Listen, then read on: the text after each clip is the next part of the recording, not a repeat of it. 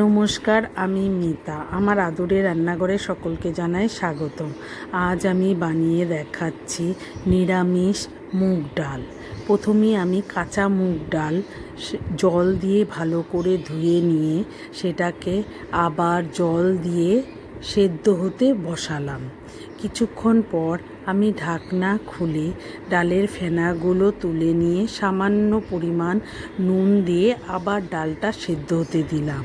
ডাল অর্ধেক সেদ্ধ হয়ে আসলে তার মধ্যে আমি টুকরো করা কুমড়ো, গাজর, শসা, সজনে ডাঁটা, বিনস ও কাঁচা লঙ্কা চেরা দিয়ে আবার একটু নেড়ে সেটাকে আরেকটা ঢাকনা দিয়ে ঢেকে সেদ্ধ হতে দিলাম।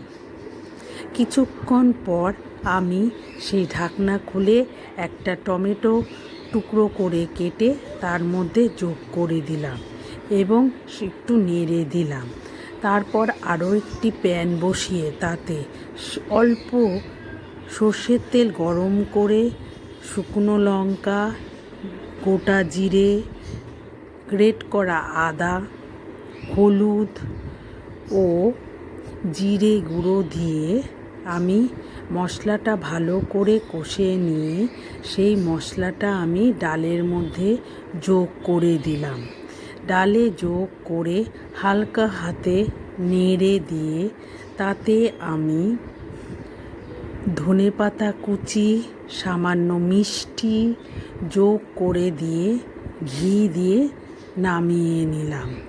এইভাবে আমার তৈরি হয়ে গেল নিরামিষ মুগ ডাল। আমার ভিডিওটি ভালো লাগলে আমার চ্যানেলটিকে সাবস্ক্রাইব করবে।